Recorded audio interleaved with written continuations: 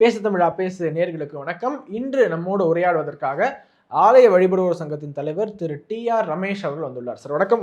வணக்கம். சார், சமீபத்தில் முத்தமிழ் முருகன் மாநாட்டு வெற்றிகரமாக நடந்து முடிஞ்சிருக்கு சார். அந்த மாநாட்டினுடைய நிறைய தீர்மானங்கள் போட்டிருக்காங்க. நீங்க வெற்றிகரமா நடந்து முடிஞ்சிருக்குங்கிறது, அதாவது மாநாடு நடந்ததே வெற்றிங்கிறீங்களா? ஆமா சார். சரி, அவங்க அப்படிதான் கிளைம் பண்ணிக்கிறாங்க. அதாவது மிகப்பெரிய திருப்புமுனை ஏற்படுத்தக்கூடிய மாநாடு என்று சொல்லிக்கிறாங்க. நிறைய ரெசல்யூஷன்ஸ் போட்டிருக்காங்க, தீர்மானங்கள் போட்டிருக்காங்க. அது 21 ரெசல்யூஷன் ஒரு டாக்குமெண்ட்டாக வெளியே வந்திருக்கு. அந்த டாக்குமெண்ட் குறித்து தான், அந்த ரெசல்யூஷன் குறித்து தான் இந்த சர்ச்சை. நானும் 2009லேருந்து இந்த அறம் இல்லாத துறை செய்கின்ற காரியங்கள் எல்லாம் பார்த்து கொண்டு தான் இருக்கிறேன். செய்கின்ற தகுடு திட்டங்கள், ஏமாற்று வேலைகள், கோயில் கொள்ளைகள் எல்லாம் பார்த்து கொண்டு தான் வரேன். இந்த resolution it takes the cake, ஆங்கிலத்தில் சொல்வார்கள். இது ஒரு தனித்துவமான ஒரு தீர்மானங்கள் ஏற்றியதுங்கிறது. அதாவது நடக்க முடியாதவன் போய் நிலாவை பிடிக்கிறான ஒரு பழமொழி உண்டு நம்ம இதில். அந்த பழமொழி அப்படியே சொல்ல விரும்பலை, ஏன்னா யார் மனதையும் புண்படுத்த நான் விரும்பவில்லை. ஆனால் சற்றும் அதிகாரம் இல்லாத ஒரு அமைப்பு, நான் இதை செய்வேன், அதை செய்வேன், இதை செய்ய போகிறோம், இதை செய்வதற்கு நாங்கள் அரசுக்கு பரிந்துரைக்கப் போகிறோம், இப்படி செய்ய போகிறோம் என்று சொல்வதெல்லாம் அதீதமான மோசடி வேலை. இவ்வளோதான் நான் சொல்லுவேன். மோசடி வேலை, மக்களை ஏமாற்றுகிறார். நம்ம அதை பாயிண்ட் பை பாயிண்டாக பிரேக் டவுன் பண்ணிட்டா கண்டிப்பாக பார்க்கணும். ஏன்னா ஒவ்வொரு பாயிண்ட்டும் எப்படி இது என்ன அமைப்புன்னே புரியல எனக்கு. முத்தமிழ் முருகன் மாநாடு தீர்மானிக்கிறதுனா மாநாடு தீர்மானிக்கிறதா? மாநாடு தீர்மானித்ததே அறநிலைத்துறை ஏன் அவர்களுடைய வலைதளத்தில் ட்விட்டர் பகுதியில் போட வேண்டும்? அதிலையும் 1, 2 என்று குறிப்பிட்டு 21 தீர்மானங்கள் வெளியிட்டிருக்கிறார்கள். இதில் நன்றி சொன்னதுலேருந்தே எல்லாம் தவறாக இருக்கின்றன. நீங்கள் தீர்மானங்கள் ஒன்றா சொல்லுங்கள், நான் அதுக்கு ஏன் தவறாக இருக்கிறது, ஏன் மோசடியாக இருக்கிறது என்பது பதில் நான். ஓகே, அது ஒன்றா படிக்கிறேன் சார். அது ஏன் தவறுன்னு நீங்கள் சொல்லுங்கள். 21 படிக்கிறேன். முதல்ல, மாண்புமிகு தமிழ்நாடு முதலமைச்சர் அவர்களின் தலைமையில் ஆலோசனை மற்றும் அறிவுரையின்படி தமிழகத்தில் மேற்கொள்ளப்பட்டு வரும் திருக்கோயில் திருப்பணிகள், குடமுழுக்குகள், திருவிழாக்கள் மற்றும் தற்போது நடைபெற்று வரும் அனைத்துலக முத்தமிழ் முருகன் மாநாடு ஆகியவற்றிற்கு காரணமான தமிழக அரசுக்கு இம்மாநாட்டில் ஏகமனதாக நன்றி தெரிவித்துக் கொள்வது என்று தீர்மானிக்கப்படுகிறது. சரி, இந்த தீர்மானத்திலிருந்து ஒரு விஷயம், முக்கியமான விஷயம் என்ன தெரிய வருகிறதுனா, இந்த தீர்மானம் நடைபெற்றதற்கு காரணம் தமிழக அரசு. அந்த மாநாடு நடைபெற்றதற்கு காரணம் தமிழக அரசு. அப்படித்தானே இருக்கு. முதலமைச்சர் ஆலோசனைப்படி அதுபடி எல்லாம் சொல்கிறாங்க. எங்கள் தமிழ்நாட்டில் நடக்கக்கூடிய கோயிலில் எல்லாம் இருக்கக்கூடிய எல்லா விஷயங்களுமே முதலமைச்சர் ஆலோசனைப்படி நடக்கிறது அப்படின்னு சொல்லி. நான் உங்களுக்கு ஒரு சின்ன விஷயம் சொல்கிறேன். உச்சநீதிமன்றத்தில் பல தீர்ப்புகள் இருக்குது. சென்னை உயர்நீதிமன்றத்தின் அமர்வு தீர்ப்பும் இருக்குது. உச்சநீதிமன்றத்தை சுட்டி காட்டிய தீர்ப்பு அது. ராஜாஜி வர்சஸ் ஸ்டேட் ஆஃப் தமிழ்நாடுன்னு ஒரு கேஸ். அதுலேயும் மாண்புமிகு சென்னை உயர்நீதிமன்றத்தின் 1ஆம் அமர்வு, அதிகாரம் இல்லாத ஒருவர் எடுக்கின்ற முடிவு செல்லவே செல்லாது என்று அழுத்தம் திருத்தமாக சொல்கிறார். இப்போ நீங்கள் முதலமைச்சர், அவருக்கு அதிகாரம் இல்லையா நீங்கள் நினைக்கலாம். இந்து கோயிலை பொறுத்த வரைக்கும் அவருக்கு அதிகாரம் கிடையாது. இஸ்லாமிய மசூதிகளை பொறுத்த வரைக்கும் அவருக்கு அதிகாரம் கிடையாது. கிறிஸ்துவ சர்ச்சுகளை பொறுத்த வரைக்கும் அவருக்கு அதிகாரம் கிடையாது. சரி, கிறிஸ்துவ சர்ச்சுகளுக்கு ஒரு சட்டம் இல்லை, கண்ட்ரோல்னு சொல்லுங்கள், ரெகுலேட்னு சொல்லுங்கள், நெறிப்படுத்துன்னு சொல்லுங்கள், என்ன வேணால் சொல்லுங்கள், சட்டம் இல்லை. இஸ்லாமிய மத நிலையங்களை பொறுத்த வரைக்கும் மத நிலையங்களுக்கு சட்டம் இல்லை, அந்த அறக்கட்டளைகளுக்கு சட்டம் இருக்கிறது, வக்ஃபு சட்டம் என்று. ஆனால் இந்து சமய அறநிலைத்துறை சட்டம் என்பது கோயில்களில் மேற்பார்வை பார்ப்பதற்கும் அறநிலையங்களை கட்டுப்பாடு செய்வதற்கும் சட்ட வழிவகை இருக்கிறது என்று பலரும் நினைக்கலாம். ஆனால் அதற்கெல்லாம் தெளிவான சட்டங்கள், தெளிவான விதிகள் இருக்குது. இதில் முதலமைச்சர் எங்கேயுமே வரல, அறநிலைத்துறை அமைச்சரும் வரல. அதனால் இவர்கள் நன்றி சொல்வது என்பது இவர்கள் வழக்கமாக அடிக்கின்ற ஜால்ராவை தவிர வேறு ஒன்றும் இல்லை. இது முதல்வருக்கு நன்றி சொல்லி ஆகணும். தமிழக அரசு தான் காரணங்கிற மாதிரி இவங்க சொல்லியிருக்காங்க. அப்போது இந்த முத்தமிழ் முருகன் மாநாடு, அந்த எம்னு போட்டிருக்காங்க இல்லையா, அதற்கு யார் பணம் செலவு செய்தது? யாருடைய நிதி எங்கிருந்து வந்தது? யாருக்கு வந்தது? முதலமைச்சர் பேசும்போதும் சரி, உதயநிதி ஸ்டாலின் பேசும்போதும் சரி, அறநிலைத்துறை சார்பாக நடத்தப்படும் முத்தமிழ் முருகன் மாநாடு என்று சொல்கிறார். அறநிலைத்துறை இந்த மாநாட்டை நடத்துவதற்கு அவர்களுக்கு சட்டப்பூர்வமான அதிகாரம் இருக்கிறதா? சட்டத்தை எடுத்து பார்த்தால் இல்லை. சரி, நடத்தியிருக்கிறார்கள் என்று வைத்துக் கொள்வோம். அப்பொழுது பணம் செலவு செய்யாமல் நடத்த முடியாது இல்லையா? நான் கேள்விப்பட்ட வரைக்கும் 30 கோடி ரூபா பட்ஜெட் அப்படின்னு கேள்விப்பட்டேன். இதை பெரும்பாலான பொதுமக்களிடமிருந்து டொனேஷனாக பெற்று அப்படி தான் செலவு பண்ணியிருக்காங்க அப்படிங்கிறது கேள்விப்பட்டேன். நிறையா ஹெச்ஆர்என்சி கான்ட்ராக்டர்ஸ் கொடுத்துருக்காங்க, நிறையா ட்ரஸ்டீஸ்ட்டை போய் கேட்டிருக்காங்க. சில பணக்காரர்கள் எல்லாம் அறங்காவலராக போட்டிருக்கிறார்கள் இல்லையா, அவங்கள்ட்டெல்லாம் வந்து பாருங்கள், நாங்கள் உங்களுக்கு அறங்காவலர் ஆக்கியிருக்கோம், இந்த மாநாட்டுக்கு பணம் கொடுங்க அப்படிலாம் கேட்டிருக்காருன்னு கேள்விப்பட்டால் ஒரு ட்ரஸ்டியாக எனக்கு ஃபோன் பண்ணி சொன்னார். அது யாரெல்லாம் நான் வெளியே சொல்ல முடியாது. இப்படி பணம் வசூலிக்கப்பட்டது. பணம் வசூலித்தால் அது நேராக ஒரு வங்கி கணக்கு செல்ல வேண்டும். முத்தமிழ் முருகன் மாநாடு வங்கி கணக்குன்னு ஏதாவது ஒன்று ஆரம்பிச்சிருக்கணும். அதுக்கு போயிருக்கணும். அதுலேருந்து தான் எடுத்து ₹1 இருந்தாலும் எடுத்து கொடுக்க முடியும். கேஷாக டிஸ்ட்ரிபியூட் பண்ணிடலாம். கோயிலுக்கு செய்ய முடியாத போது இவர்களும் செய்ய முடியாது. இவர்கள் கோயிலிலே சொல்கிறார்கள், ₹1 கோயிலுக்கு வந்தாலும் அது கணக்கில் வர வேண்டும், வர வைக்கப்பட வேண்டும், கணக்கில் வர வைத்து விட்டு தான் நீங்கள் செலவு செய்ய வேண்டும் என்று சொல்கிறார்கள். அப்படி சொல்பவர்கள் எப்படி 30 கோடி ரூபாயை எப்படி வசூலித்தார்கள், எந்த கணக்கில் வைத்தார்கள், எங்கே செலவு செய்தார்கள், தமிழக அரசின் பங்கு இதில் என்ன, தமிழக அரசு கொடுத்தது என்று வைத்துக்கொள்வோம், ஒரு 10 கோடியோ 15 கோடியோ 20 கோடியோ கொடுத்தது என்று வைத்துக்கொண்டால் தமிழக அரசு கொடுக்க முடியுமா? ஒரு மதம் சார்ந்த நிகழ்ச்சிக்கு கொடுக்க முடியுமா? லேசாக கூட்டணியில் இருப்பதால் லேசாக அரச புறத்தலாக கம்யூனிஸ்டுகள், விசிகாவா அவர்கள் எல்லாம் எதிர்ப்பு தெரிவிக்கிறார்கள். ஆனால் அவர்கள் எதிர்ப்பு தெரிவிப்பதில் நியாயம் இருக்கிறது. ஒரு செக்குலர் அரசு மதம் சார்ந்த நிகழ்ச்சிக்கு பணம் உதவிட முடியுமா? நீங்கள் காவல்துறையை அனுப்பலாம். ஏன்னா கூட்டம் கூடுகின்ற இடத்தில் சட்டம் ஒழுங்கு பாதுகாக்கப்பட வேண்டும். அதற்காக காவல்துறை வருவது தவறில்லை. வேளாங்கண்ணி ஃபெஸ்டிவல்னால் இவ்வளோ போலீஸை டியூட்டியில் போடுவாங்க. அதுக்கு அரசு தான் செலவு செய்யும். ஒரு கும்பாபிஷேகம்னா நிறைய பேர் கூடுவாங்க, அதுக்கும் காவல்துறை செலவு செய்யும். இதெல்லாம் தவறு கிடையாது. சட்டம் ஒழுங்கை பாதுகாப்பதற்காக செலவு செய்வது தவறு கிடையாது. ஆனால் இந்த நிகழ்ச்சி மாநாடு நடத்துவதற்கு அரசு உதவி நேரடியாக கொடுத்திருக்கிறதா, மறைமுகமாக கொடுத்திருக்கிறதா, இது தெரியப்பட வேண்டும். இப்போ நான் என்ன சொல்கிறேன்னா, இவங்க தான் யோகிய சிகாமணி ஆட்சி அறநிலைத்துறையில் இருக்கிறவங்க. ஒரு வெள்ளை அறிக்கை, இந்த மாநாடு நடத்துவது என்று தீர்மானம் செய்யப்பட்டது, இதற்கு இவ்வளவு செலவு செய்ய வேண்டும் என்று தீர்மானிக்கப்பட்டது, அந்த செலவு எந்தெந்த விதத்தில் செலவு செய்யப்பட்டது, எதற்காக செலவு செய்யப்பட்டது, இன்கம் சோர்ஸ் என்ன, இன்கம் அதான் எப்படி யாரிடமிருந்து வந்தது, 10,000 ரூபாய்க்கு மேல் கொடுத்தவர்கள் பெயர் பட்டியல், இதெல்லாம் போடலாம்ல, வெளியிடலாம்ல. நீங்கள் அது கோரிக்கை வைக்கிறீங்களா? நான் கோரிக்கை இல்லை, இது அடிப்படைத்தன்மை. இது என்ன கோரிக்கையை வைக்கிறது? செய்திருக்க வேண்டும். யோக்கியனாக இருந்தால் செய்யணும். இது என்ன கோரிக்கை? கோரிக்கை அப்புறம் வைப்போம். கணக்கு காட்டுவார்களா? ஒரு கணக்கு அறிக்கையை வெளியிட்டு அதை பப்ளிஷ் பண்ணுவாங்களா, வெளியிடுவார்களா? நாங்கள் 30 கோடி ரூபாய் வசூலித்தோம், இவ்வளோ பேர் கொடுத்தார்கள், இந்த நபர் இவ்வளவு கொடுத்தார் என்பதையெல்லாம் போட்டு தங்குவது செலவு இவ்வளோ ஆச்சு, சாப்பாடு செலவு இவ்வளோ ஆச்சு, விளக்கு செலவு இவ்வளோ ஆச்சு. ரெண்டாவது தீர்மானம் போயிடலாமா? தமிழ்நாட்டில் உள்ள தொன்மையான அருள்மிகு முருகன் திருக்கோயில்களை தேர்வு செய்து திருப்பணிகள் மேற்கொள்வது என்று தீர்மானிக்கப்படுகிறது. இந்த தீர்மானத்தின்படி முதற்கட்டமாக 143 முருகன் திருக்கோயிலில் சுமார் 50 கோடி மதிப்பீட்டில் திருப்பணிகள் தொடங்குவது என்று தீர்மானிக்கப்படுகிறது என்று குறிப்பிட்டிருக்காங்க. எவ்வளோ கோடி ரூபா? 143 முருகன் திருக்கோயில்கள் சுமார் 50 கோடி மதிப்பீட்டில். சாதாரணமாகவே இன்னைக்கு டெண்டர்லாம் விட்டாங்கன்னா எல்லாருக்கும் தெரியும், எப்படியும் ஒரு 30% அடிச்சிருவாங்க அப்படின்னு எல்லாருக்கும் தெரியும். சரி, அதெல்லாம் ஒரு பக்கம் இருக்கட்டும். முத்தமிழ் முருகன் மாநாடு கோயில்களை எப்படி தேர்வு செய்யும்? இதை யார் தீர்மானம் போடுகிறார்? அதை போட மாட்டேங்கிறாங்க. தீர்மானிக்கப்படுகிறதுனா மாநாட்டு தீர்மானங்கள். சுப்பன் தீர்மானம் செய்கிறானா, குப்பன் தீர்மானம் செய்கிறானா தெரியவில்லை. சுப்பன்னா முருகன், சுப்பிரமணியன், குப்பன்னா குப்புசாமின்னு வச்சுக்கோங்க. யாராவது தீர்மானம் பண்ணாங்கன்னு இருக்கணும்ல. என்ன தலைப்பு போட்டுருக்காங்கன்னா மாநாட்டு தீர்மானங்கள் என்று. மாநாடு தீர்மானம் போட முடியுமா? மாநாடுக்குன்னு ஒரு அமைப்பு இருக்கும். சரி, முத்தமிழ் முருகன் மாநாடு அமைப்பு அப்படின்னு ஒன்று ஏற்படுத்தியிருக்காங்கன்னு வச்சுங்க. அது லிமிடெட் கம்பெனியாவோ, செக்ஷன் 8 கம்பெனியாவோ, இல்லை பார்ட்னர்ஷிப்பாவோ, இல்லை ஏதோ ட்ரஸ்ட்டாவோ ஏதோ அமைப்பு ஏற்படுத்தியிருக்காங்க. அந்த ட்ரஸ்ட்டு தீர்மானம் போடுதா? அந்த ட்ரஸ்ட்டு கோயில் விஷயத்தை நான் தேர்வு செய்வேன், அந்த கோயிலுக்கு திருப்பணி பண்ணுன்னு சொல்கிறதுக்கு அந்த ட்ரஸ்ட்டுக்கு என்ன அதிகாரம் இருக்குது?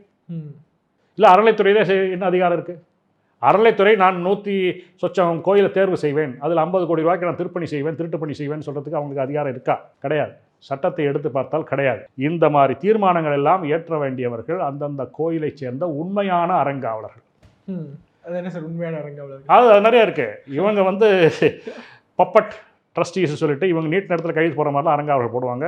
உயர்நீதிமன்றம் அரசியல்வாதிகள் வரக்கூடாதுன்னு சொல்லியிருக்காங்க, அதை மீறி இவங்க அரசியல்வாதிகளை அறங்காவலராக போடுவார்கள், தகுதி இல்லாதவர்களை போடுவார்கள், வேற்றூர் மக்களை போடுவார்கள். இவர்களெல்லாம் எப்படி உண்மையான அறங்காவலராக முடியும்? அதனால தான் சொன்னேன். ஓகே. ஆக இந்த 2வது தீர்மானம் முழுக்க சட்ட விரோதம். அடுத்த தீர்மானம் சார் வாங்க. அருள்மிகு முருகன் திருக்கோயில்களில் பணிபுரியும் அர்ச்சகர்கள், பூசாரிகள், ஓதுவார்கள், கலைஞர்கள் மற்றும் முருகன் அடியார்களை சிறப்பிக்கும் வகையில் ஆண்டுதோறும் 10 நபர்களுக்கு விருதுகள் வழங்குவது என்று தீர்மானிக்கப்படுகிறது. மறுபடியும் அதே கேள்வி தான் வரேன். தீர்மானிப்பது யார்? இந்த முத்தமிழ் முருகன் மாநாடுக்கு ஒரு ட்ரஸ்ட் கிரியேட் பண்ணியிருக்காங்களா? ஒரு அமைப்பு உருவாக்கி இருக்கிறார்களா?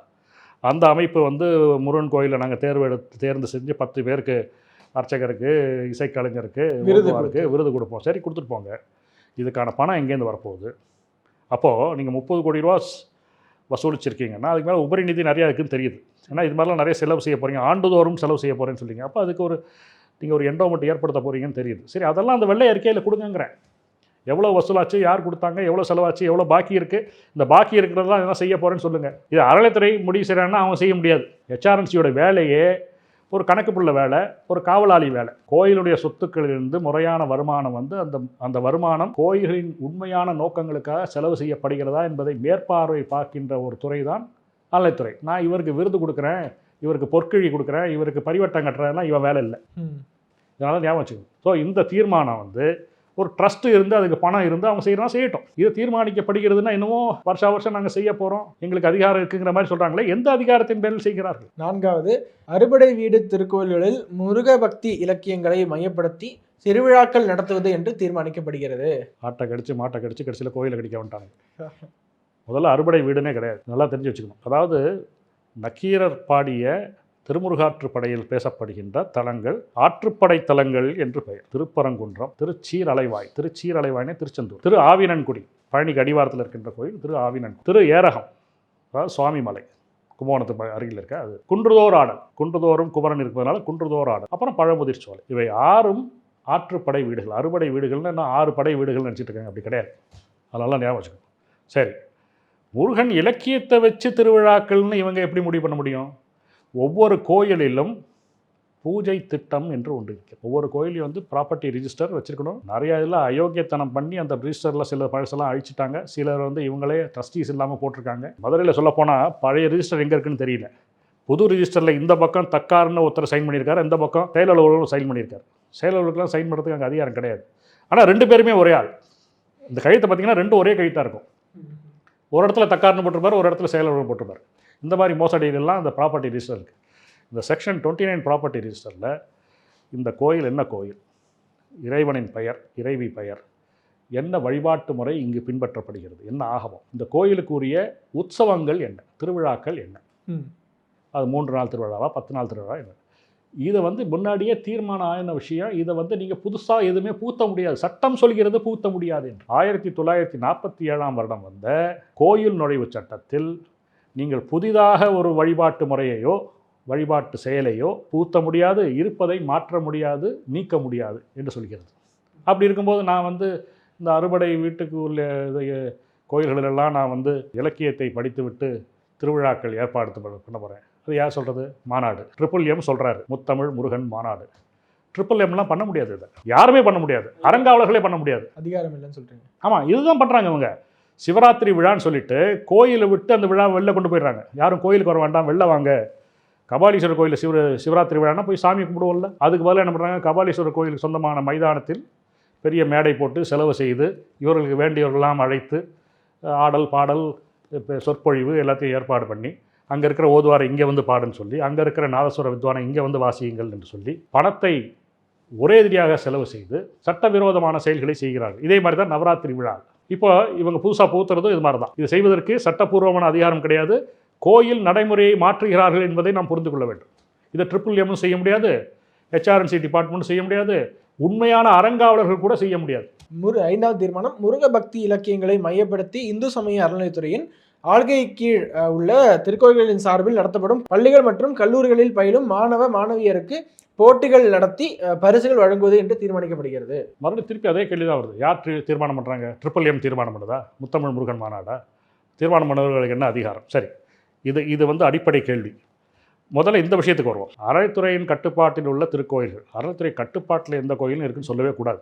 இத்தனையும் ஆளுகைக்குட்பட்ட, அதாவது நான் சொன்ன நீ செய்யணும் அப்படிங்கிற மாதிரி ஆளுகைன்னு அப்படி சொல்கிறாங்க. அதாவது பல கோயில்களில் கல்லூரிகள் நடத்துகிறார்கள், பள்ளிக்கூடங்கள்லாம் நடத்துகிறாங்க. மீனாட்சி சுந்தரேஸ்வரர் கோயிலில் வந்து பள்ளிக்கூடம் இருக்குது, திருப்பரங்குன்றத்தில் இருக்குது, மருதமலையில் இருக்குது, ஸ்கூல்லாம் இருக்குது. திருச்செந்தூர் எடுத்துக்கிட்டிங்கனாக்கா இப்போ வந்து விளாத்திக்குளமில் கனிமொழியின் தொகுதியில் ஒரு கல்லூரி ஏற்படுத்தி அதுக்கு திருச்செந்தூர் கோயில் பணம் செலவழிக்கப்படுகிறது. இதை எடுத்து நான் வழக்கெல்லாம் போட்டிருக்கேன். அப்படியே பார்த்தீங்கன்னாக்கா பழனியில் வந்து பாலிடெக்னிக்கு காலேஜ், ஆர்ட்ஸ் காலேஜ், ஸ்கூலு எல்லாமே இருக்குது. இதில் மிகப்பெரிய மோசடி என்ன தொடர்ந்து நடைபெற்று கொடுக்குறது, நான் நோட்டீஸ் கூட இஷ்யூ பண்ணியிருக்கேன், வழக்கு போட போகிறேன். என்ன நடக்கிறது என்றால், இந்த பள்ளி கல்லூரி மேனேஜ்மெண்ட் கமிட்டி நிர்வாக அமைப்பில் வந்து முழுக்க அறநிலைத்துறையின் வேலைக்காரர்கள் தான் இருக்கிறார். ஒரு ஜாயின்ட் கமிஷனர் இருப்பார், ஒரு எக்ஸிக்யூட்டிவ் ஆஃபீஸர் இருப்பார், இது வந்து இருக்கவே முடியாது. ட்ரஸ்டீஸ் தான் இருக்க முடியும். நீங்கள் பார்த்தீங்கன்னா எல்லா காலேஜ் போர்ட்லேயும் commissioner is the president or chairman of the managing committee. அப்படி எப்படி இருக்க முடியும்? அதை யார் அப்பாயின்ட் பண்ணால்? அவரே அப்பாயின்ட் பண்ணிட்டார், செல்ஃப் அப்பாயிண்டிங். இதை கேள்வி கேட்கறதுக்கு ஒரு இந்த டிஸ்ட்ரிக்ட் எஜுகேஷன் ஆஃபீஸருக்கோ இல்லை காலேஜுக்குன்னு ஒரு துறை இருக்கிறது, கல்வித்துறை, அதுக்கோ துப்பே கிடையாது. அவங்க சட்டம் ஏற்றிருக்காங்க, யாரெல்லாம் வரலாம் மேனேஜ்மெண்ட் கமிட்டியில் விதியெல்லாம் போட்டிருக்காங்க. அதை ஏன் பின்பற்றல? நீங்கள் மோசடியாக வந்து நீ ஏன் வந்து உட்கார்ற, வந்து ட்ராவலிங் அலவன்ஸ் வாங்கிட்டு போறியா, அவனை வெக்கமா இல்லையான்னு கேட்கறதுக்கு அவங்களுக்கு துப்பு இல்லை. அப்போது ஆளுகையின் திருக்கோயில் ஆளுகைங்க சொல்கிறதே தவறு. அந்த ஆளுகையில் உள்ள திருக்கோயில்களின் பள்ளி கல்லூரிகளில் நிர்வாக அமைப்பில் நான் போய் உட்கார்ந்து கொண்டு தீர்மானிப்பேன் என்று சொல்லுவோம் தவறு. இப்போ அதில் வந்து போட்டிகள் நடத்துகிறேன் அப்படின்னு சொல்கிறாங்க. சரி, இந்த போட்டி நடத்துகிறாங்கன்னா யாரோட செலவு? இந்த MMM வந்து எக்ஸஸ் மணி வச்சுருக்கா, இவங்க அந்த கல்லூரிக்கு கொடுக்க போகிறாங்களா, எங்கள் சார்பாக நீங்கள் போட்டிகள் நடத்துங்கள், நாங்கள் செலவை கொடுத்து விடுகிறோம்னு சொல்லுகிறாங்க. அதெல்லாம் சொல்லணும் அவங்க. இந்த தீர்மானத்தை 5வது தீர்மானத்தை தான் சார் விழுப்புரம் MP திரு ரவிக்குமார் அவர்கள் ஒரு கேள்வி எழுப்பியிருக்காரு. அவர் இதை மட்டும் எதிர்க்கலை. ஆனால் 5, 9, 12 இருக்கிறாங்க. 5, 8, 9, 12 அதாவது 9வது 8ன்னு போட்டிருக்காரு, அவ்வளோதான். சரி, அதில் என்னெல்லாம் வருது? ஃபஸ்ட்டு கல்வியை காவியமயமாக்குதல், இதற்காக அறநிலையத்துறை வழிவகுக்குது, இது கடுமையாக எதிர்க்க வேண்டும் அப்படிங்கிறாரு சார். எப்படி பள்ளி மாணவர்களிடையே இது போன்ற முருக பக்தி இலக்கியங்கள்லாம் இந்த பள்ளிகள்லாம் வந்து அரசு பள்ளிகள் இல்லை, இல்லை கோயில் நடத்துகின்ற பள்ளிகள், கோயில் நடத்துகின்ற கல்லூரிகள். இங்கே உங்களுக்கு ஒரு விஷயம் தெரியுமா? நான் வந்து 10 கல்லூரி ஆரம்பிக்க போகிறோம் அறநிலையத்துறை சார்பாக அப்படின்னு சொல்லி ஒரு ஜியோ போடும்போது 4 கல்லூரிகள் ஆரம்பித்தார்கள். அதை எதிர்த்து நான் வழக்கு போட்டேன். அப்போது இருந்த உயர்நீதிமன்ற நீதிபதியும் அவருடைய இணையாக இருந்த இன்னொரு நீதிபதியும் 6 கல்லூரிகளுக்கு தடை உத்தரவு கொடுத்து 4 கல்லூரிகள் ஆரம்பித்து விட்டதால் தொடர்ந்து செய்யலாம் என்று ஒரு இடைக்கால உத்தரவு கொடுத்தாங்க. அந்த இடைக்கால உத்தரவு என்ன சொன்னாங்கன்னா, 1 மாதத்திற்குள்ளாக மனுதாரர் சொன்னது போல இந்து சமயம் பற்றிய கல்வி அங்கே தொடங்கப்படவில்லை என்றால் இந்த 4 கல்லூரிகளும் செயல்பட முடியாது என்று சொன்னார்கள். என்ன காரணம்னா, கோயில்கள் ஆரம்பிக்கின்ற பள்ளிக்கூடங்களிலோ கல்லூரிகளிலோ இந்து சமயம் முழுமையாக சொல்லித்தரப்பட வேண்டும். சும்மா அங்கங்கே ஒரு பாடம் வைக்கிறது இல்லை. ரிலிஜியஸ் இன்ஸ்ட்ரக்ஷன் அப்படின்னு சட்டத்தில் இருக்கக்கூடிய வார்த்தை. ரிலிஜியஸ் இன்ஸ்ட்ரக்ஷன்னா வந்து ஒரு மகானை பற்றிய சரித்திரமோ இல்லை ஏதாவது ஒரு கதையோ வைக்கிறது இல்லை. கோர் ஃபிலாசபி சொல்லிக் கொடுக்கணும். இது சொல்லிக் கொடுக்காமல் பள்ளிக்கூடம் நடத்த முடியாது. இதை இந்த விசிக எம்பிக்கு தெரியாதோ இல்லை தெரிந்தே தான் பேசுகிறாரா என்று தெரியவில்லை. நான் வந்து ஒரு கத்தலிக் பள்ளிக்கூடத்தில் படித்தேன், 9வது 10வது 11வது தஞ்சாவூரில். அப்போது மாதத்தின் முதல் வெள்ளிக்கிழமை திருப்பலி பூசை என்று 11:30 மணிக்கெலாம் பள்ளிக்கூடத்தை விட்டுடுவாங்க. அந்த ப்ராட்டஸ்டன்ட் ஸ்டூடெண்ட்ஸு போயிடுவாங்க, முஸ்லீம் ஸ்டூடெண்ட்ஸு போயிடுவாங்க, ஹிந்து ஸ்டூடெண்ட்ஸ் போயிடுவாங்க. கேத்தலிக் ஸ்டூடெண்ட்ஸை மட்டும் கூப்பிட்டு போய் சர்ச்சுக்கு பக்கத்துலேயே சர்ச் இருக்குது, இந்த செயின்ட் ஆண்டனி ஸ்கூலுக்கு பக்கத்துலேயே சர்ச் இருக்குது, சர்ச்சுக்கு கூப்பிட்டு போய் திருப்பலி பூசை நடக்கும். 1.5 மணி நேரம் நடக்கும் மாதத்தின் ஒவ்வொரு வெள்ளிக்கிழமையிலும், முதல் வெள்ளிக்கிழமையிலும். அப்போது இதெல்லாம் எதிர்பார் அவர். இன்றைக்கி நடக்குது. இன்றைக்கும் பல கிறிஸ்துவ கல்லூரிகளில் இது நடக்கிறது. இஸ்லாமிய கல்லூரிகள் அதுக்கேற்ற மாதிரி அவங்க மதச்சடங்குகளுக்கு ஏற்ற மாதிரி சொல்லிக் கொடுக்கலாம். அப்படி இருக்கும். அதான் அவங்க வந்து எல்லாருக்கும் கம்பல் பண்ணி இது பண்ண மாட்டாங்க. அந்த எந்த மதப்பள்ளி நடக்கிறதோ அந்த மதத்தை சேர்ந்தவர்களுக்கு அது. அப்போது இதை வந்து ஹிந்து மாணவர்கள் இங்கே வந்து இப்போ கற்றுக்கிறதுல என்ன தப்பு இருக்குது? சட்டமே அதானே சொல்லுகிறது. சட்டம் தெரியாமல் இவர் பேசுகிறார். ஆனால் MMM தீர்மானம் வந்து ஏதோ புதுசாக சொன்ன மாதிரி ஒரு பாவனையை காட்டுறாங்க. பல பள்ளிக்கூடங்களில் அரசு அறநிலையத்துறை செய்வதுதான் பிரச்சனை என்பது அவருடைய பாயிண்ட். அதான் நானும் சொல்கிறேன். அறநிலையத்துறை அதிகாரிகள், அறநிலையத்துறை வேலைக்காரர்கள் ஸ்கூல் போர்டில் இருக்கக்கூடாது. முதல்ல அவங்க வெளியே கலப்பணும். இதுக்கு ரவிக்குமார் MP முயற்சி செஞ்சால் நல்ல காரியம். ஏன்னா அவங்க மோசடியாக இருக்காங்க பள்ளிக்கூடத்தில். சேர்மன் யார் அப்படின்னு கேட்டால் கமிஷனர் அப்படிங்கிற. எப்படியா சேர்மன் கமிஷனர் யார் போட்டா? யார் இந்த மகா புத்சாலி? அவரே போட்டுக்கிட்டாருங்க. இதுதான் பதில். மோசடி செய்வதில் மிக வல்லவர்கள். அடுத்ததாக 6வது தீர்மானம் சார், அறுபடை வீடு பயணம் செய்யும் பக்தர்களின் எண்ணிக்கையை 2024-25 ஆண்டுகளில் 1000 1500 உயர்த்துவது என்று தீர்மானிக்கப்படுகிறது. இதெல்லாம் என்ன தெரியுது உங்களுக்கு?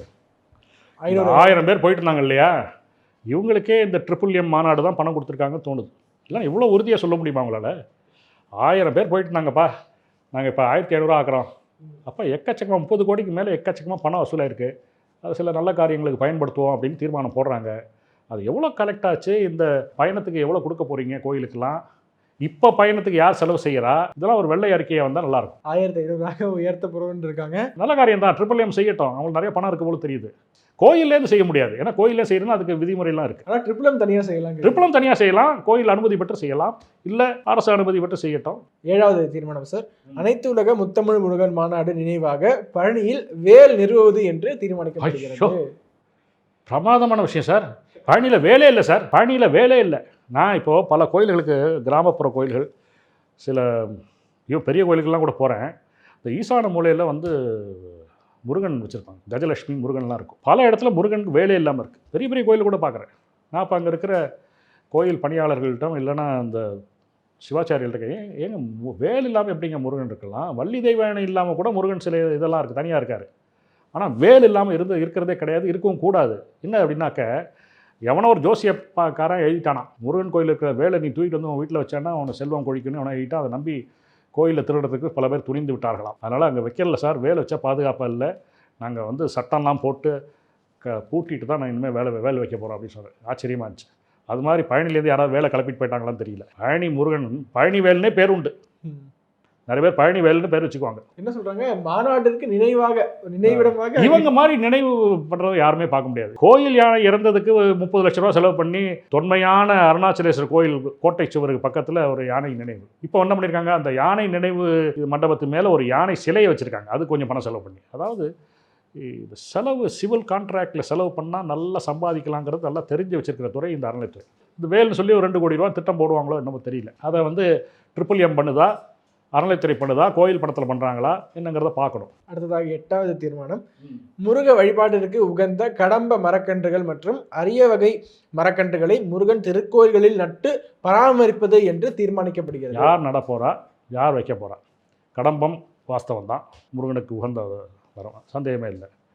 இப்போது உங்களுக்கு கோயிலுடைய ஸ்தல விருட்சங்கள், அதாவது அந்தந்த கோயிலுக்கு உரிய ஒரு மரம் அல்லது செடி, அதை பற்றி நல்லா தெரிஞ்சுக்கணுன்னா வாணியம்பாடியில் ஒரு யுனானி டாக்டர் அப்துல் கௌஷர் அப்படிங்கிறது அவர் பேர். அவர் ஒரு பெரிய புஸ்தகம் போட்டிருக்கார், இந்து கோயிலில் உள்ள தல விருட்சங்கள் அப்படின்னு சொல்லி போட்டு டீட்டெயில்டாக ஆய்வு செய்து எழுதியிருக்கிறார். அதில் அந்தந்த கோயில் இந்த மரம் இருக்குங்கிறத வந்து தேவாரத்தில் இருந்தால் அந்த தேவாரத்தையும் மேலே போட்டிருக்காரு, கோட் பண்ணி அருமையான ஆய்வு கட்டுரை.